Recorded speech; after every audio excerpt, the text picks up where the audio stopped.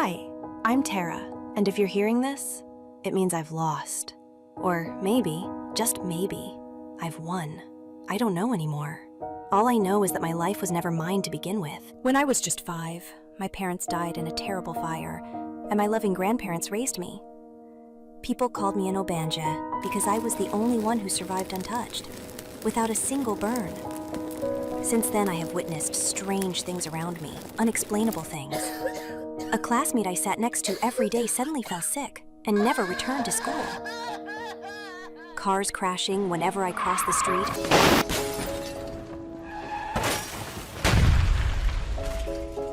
Or dogs bark at me, then suddenly run in terror. The list goes on and on. Soon, I was ostracized by everyone. At a young age, I learned what social distancing meant, just not the same way you did. But through it all, I had him. Chidi.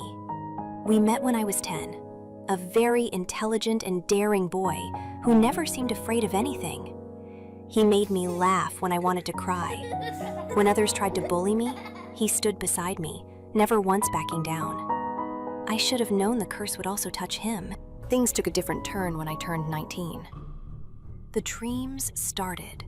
I would find myself in a dark hallway with thick air and the scent of blood and burning incense. Sound of chanting in a strange language getting louder. Then, all of a sudden, I am standing in front of a giant shadowed figure. The giant tried to grab me. As I resisted, many hooded men around me tried to grab me, and then echoed a voice saying, "You belong to me." I screamed. Every night, the dreams became worse. I would wake up gasping, drenched in sweat, my body burning like fire. Then came the waking visions when I'm alone.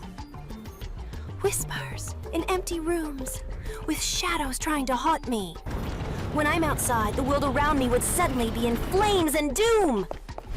I sometimes couldn't tell what was real and what was not. I'm in a waking nightmare. I told Chidi, thinking he'd laugh it off or something. But for the first time, he looked worried.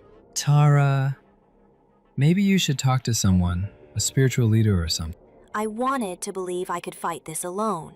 If it's a mind battle, I will win.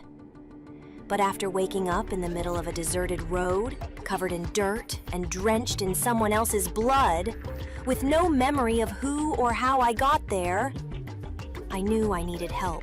I kept thinking, what if I lose my mind and I kill the people closest to me? What will become of me? I needed help. I couldn't go to my grandparents. I didn't want them to worry, for they had been through a lot because of me. I couldn't bear to break their hearts with more terrible discoveries. Instead, Chidi and I went on a journey to find someone, an old man from his clan.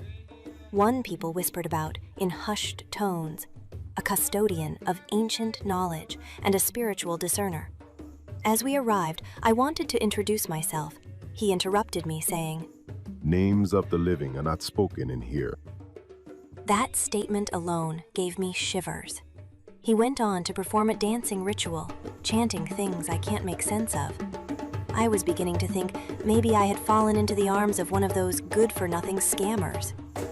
Then he went quiet and gave me something to drink. He looked me in the eyes and said, "Sleep now, child. Let the spirit take you to your answers."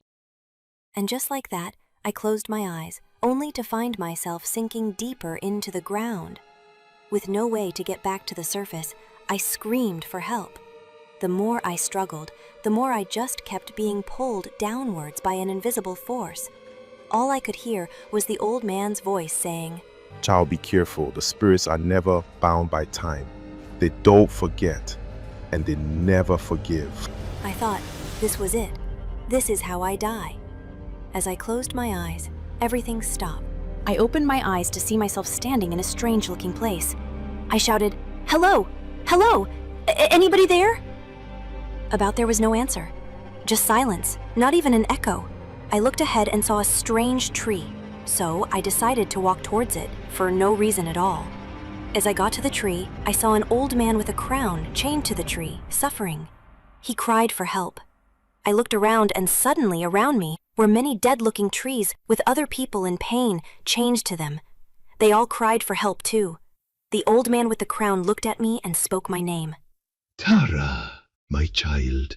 I was shocked. He then said, To help break these chains, you will need to know the truth. I stood before him, frightened, but I had to hear what he had to say. And as he spoke, I could see what he was saying like I were there. 6 generations ago, I, King Obadele, your ancestor, made a deal. My kingdom was suffering, plague, war, poverty. I, King Obadele, decided to put a stop to all of the misery. I craved more power, wealth, glory. I searched beyond the physical, sacrificing anything to get answers, even sacrificing my beloved wives who stood by me. And a spirit answered my call, a demon. He made an offer to me sealed in blood. I would get all my desires and power, and the price for a king's desire, a fitting queen for the demon, the vessel of his reanimation, the firstborn daughter of my 6th generation, you. I agreed to the deal. I thought I was clever.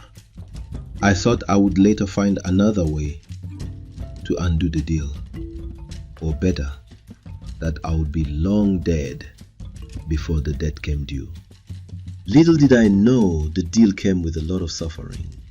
You see, we are all bound by blood, and that bond transcends time. So every male from our family had some terrible illness, pain, and suffering as a reminder till the demon gets his bride. He gave me the desires of my heart, but my life had to be cut short to enjoy it, and so did every heir. We never gave birth to a daughter, and when we die, our souls are trapped here, tortured till the demon gets his bride, the first daughter in a long line of generations. Please, you have to free us. Free us. Suddenly, the air around me began to choke me, and chains came from the ground to wrap my feet. I gasped for air and screamed. I woke up terrified. Chidi and the old man were waiting for me, calming me down. I narrated everything to them, and the old man just shook his head and said, The spirits don't forget. They had waited for you, and now they had come to collect. What do I do now? I have to find a way to undo the sins of the fathers. This will not be my fate.